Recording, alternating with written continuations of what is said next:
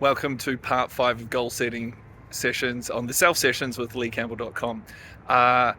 This one's going to be a bit of an active session instead of the passive sessions we've had to date. So we've talked about in the other 4 sessions why goals are useful. We've talked about mindsets and motivations. We've talked about identity and purpose.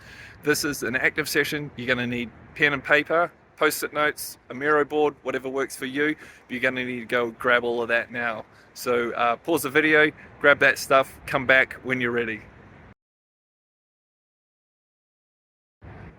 All right, welcome back. Now, this session also works really well with teammates or family and friends, right? Maybe family. So if you want to, watch the video. If you think this is going to work, get your family together and do this together. Now, the video is, say, 20 to 40 minutes long. However, this is probably going to take you more like 45, 60 minutes. So you're probably going to pause the video here and there to get your notes, get things done, and then move on. All right. So with that in mind, you've got your pen and paper. Hopefully you've got a cup of tea or a water or something ready to go. And you've got clear space and clear time, clear head to get this stuff done. There's going to be 10 exercises. And they'll take 2 to 5 minutes each. And it's just a lot of brainstorming. Now, brainstorming means no editing. Write everything down. You're not going to stop. You're not going to pause. And we're definitely not going to cross anything out. Right, are we ready for exercise number 1? So exercise 1 is just a brain dump. You've had all these ideas flashing around your head. We've talked about motivations, mindsets, identity, external, intrinsic, all these kind of things. But you've probably been wanting to write them down somewhere. This is your chance. Get it all off your chest. Again, no editing. Write everything down. You've got 2 minutes. Let's go.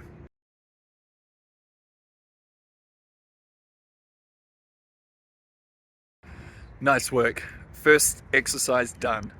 First is often the hardest for me, just getting those shoes on and getting out the door. Right, so we've done exercise 1. Hopefully that feels like a bit of a release. You've got some of that off your chest. That feels good. We're going to move on to exercise number 2 now. So exercise 2 is thinking about threats versus challenges. What I'd like you to do is think of something that's coming up in the near future that you're worried might stress you out. You might feel that it's a threat. That could be like an interview, it could be a performance moment on the sports field, could be a tax return. Try and think of what's going to happen coming up in the future. It's a threat. Write it down. Okay, pause the video if you need to. And we're back. Now I want you to think of that same threat, but as a challenge. Okay? So reframe that as an opportunity to succeed. It's not a threat, it's an opportunity to succeed. Can you reframe it now, write that down in more positive language, and frame it as a challenge? Okay, pausing the video. And we're back. Right, nice one. And final thing, what are some of the things you can do to be prepared for that challenge? Write them down. Okay, excellent work. That is 2 of the exercises done. You guys are doing a great job. Okay, we're back here for exercise number 3. We're going to think about things that require split focus, right? So for this exercise at least, I want you to think of some medial task that you're doing that is taking too much focus, and it should be automatic. Now, a lot of the watchers here would be software programmers. So if you're a software programmer, a classic one I see is people that can't do unit testing in an automated way. In the sense that, not automated, obviously the tests are automated, but that they have to stop and think about where to run the tests. They're not using hotkeys. Now, maybe you're in an administration role. Are you still fumbling to figure out how to run spell checks? Are you still fumbling to do formatting? Are you still using bolds instead of headings? Write down the things that take away focus from you, that they should be automatic. Your fingers or your legs or whatever your part of your body should just know how to do it, but you're spending focus on that thing. What can you do to make these automatic? Write it down. All right, exercise number 4. You guys are doing a wonderful job. So this next one is both simple, but doesn't mean it's easy. I want you to think about talent. What is it that you are really good at? Now, don't be shy. You're good at something. You're good at lots of things. Write it down. Now, no, I didn't say best at. I just said good at. Write them down.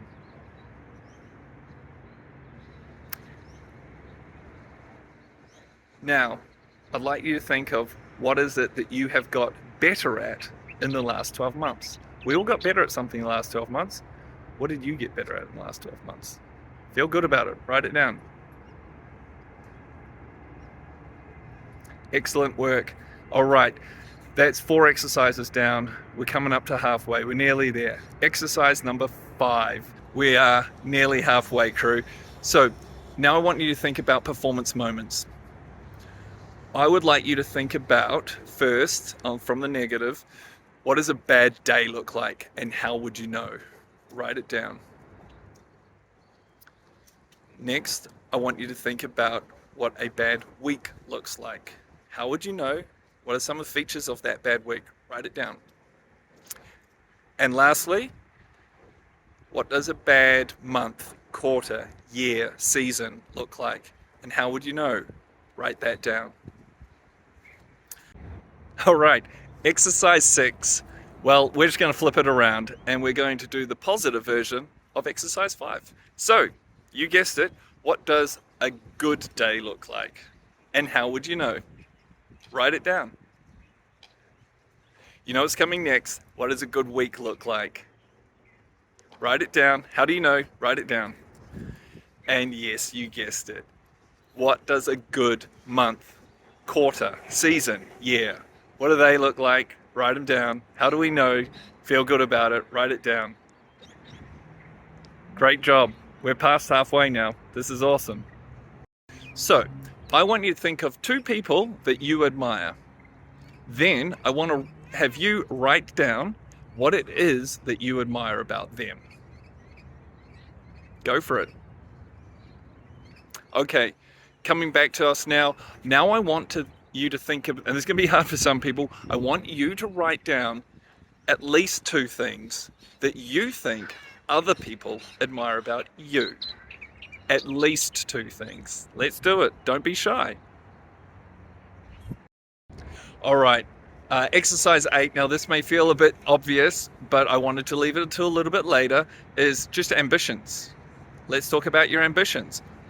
What are some of them? And list them down. Now you may have got a few of these done in exercise 1, but feel free to expand on those now. All right. What are some of your ambitions?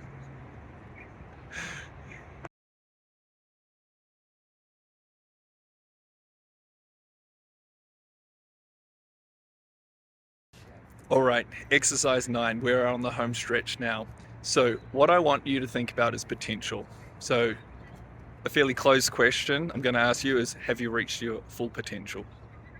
I'm going to make the assumption the answer is no, and that's why you're watching this video. So the next thing I want you to do is think about is, what is the difference between your performance now and that next level of performance that you want to reach?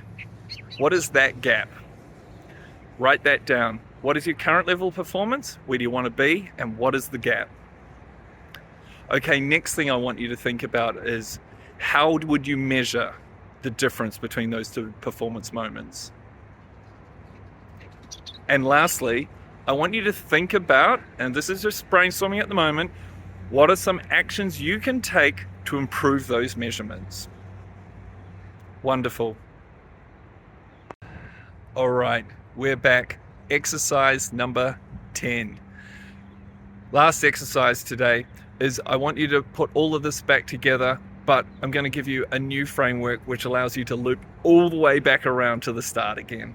So without any structure, without any prompting, I've sort of just said, hey, go and do this.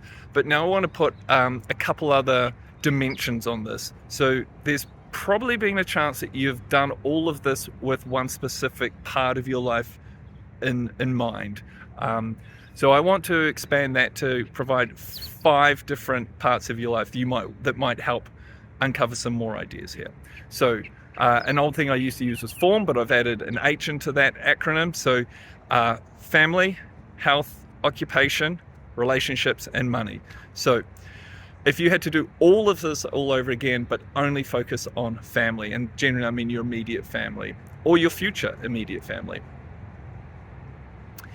then the next thing I'd like you to think about is your health. So again, that seems to be a very common one with people with goals. They just focus on their health. So there's a high chance a lot of people have looked at that at the moment, but loop it all over again and do with health if you haven't already. Then next, your career or your occupation. Is there anything in here that's going to be useful for you to develop your career? Next, another one that's often left to the back is relationships, right? So this isn't your relationships with your immediate family. It might be your friends. It might be your extended family. But are you maintaining these relationships? What are some of the goals you might have with those relationships?